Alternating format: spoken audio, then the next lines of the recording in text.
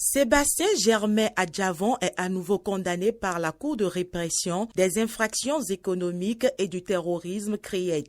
Il s'agit cette fois-ci d'une nouvelle affaire mais qui remonte à 2014-2015. Le roi de la volaille avait obtenu de l'administration fiscale béninoise 13,4 milliards de francs CFA comme remboursement de crédit à l'importation sur des produits exportés vers le Nigeria par sa société Common SA. À la suite d'un premier versement, l'agence judiciaire du Trésor constate des irrégularités en ce qui concerne la validité des pièces, en l'occurrence des documents signés par l'ancien ambassadeur du Bénin, Muftaou Laleye. L'affaire jugée à nouveau par la CRIET, ce dernier se retrouve derrière les barreaux pour 2 ans et une amende de 400 000. L'homme d'affaires Sébastien Adjavon, quant à lui, écope de 5 ans de prison ferme, une amende de 200 millions et environ 140 milliards de francs CFA de dommages et intérêts. C'est une affaire qui a été déjà jugée.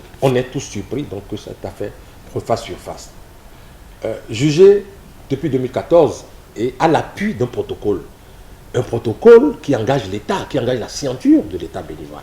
Et donc, on est en droit de se dire que cette affaire ne devrait plus ressurgir. Je crois quand même que l'intéressé connaît très bien les rouages de la justice béninoise. Il sait qu'il peut interjeter appel de cette décision-là. Donc, on espère que certainement en appel, soit la décision sera confirmée ou remise en cause, je n'en sais rien. Mais toujours est-il qu'on observe que cette personnalité-là, qui avait une certaine crédibilité, qui avait une certaine image au sein de l'opinion publique depuis quelques mois, on se rend compte que la justice lui reproche beaucoup de choses et que les décisions, la plupart des décisions que la justice rend à son encontre depuis un bon moment ne lui sont pas favorables.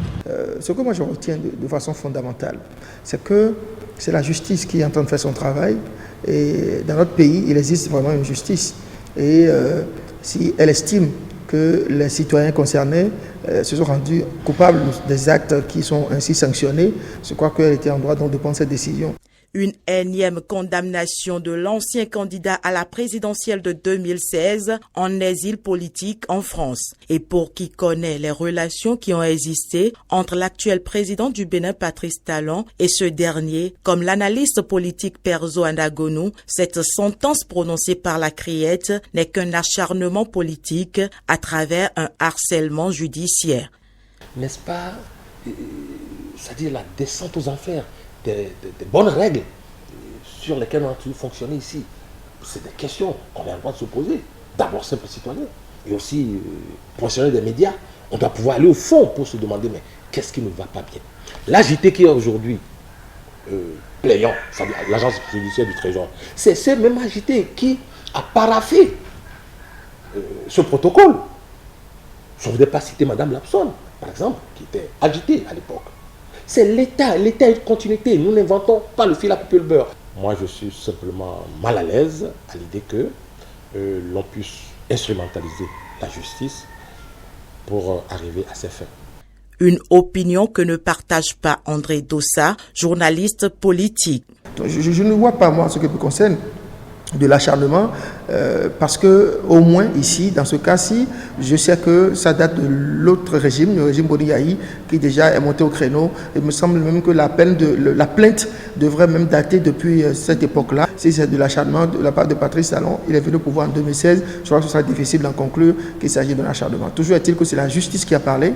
La justice est une institution, un pouvoir indépendant dans notre pays, en tout cas jusqu'à nouvel ordre. Et moi, je voudrais m'éloigner de ces raccourcis qui tendraient à nous amener à conclure qu'il s'agit d'un acharnement contre un citoyen. La Cour de répression des infractions économiques et du terrorisme avait condamné jeudi 18 octobre 2018 Sébastien Adjavon à 20 ans de prison ferme et à 5 millions de francs CFA d'amende. Un mandat d'arrêt international a été également émis à son encontre dans la précédente affaire de 18 kg de cocaïne.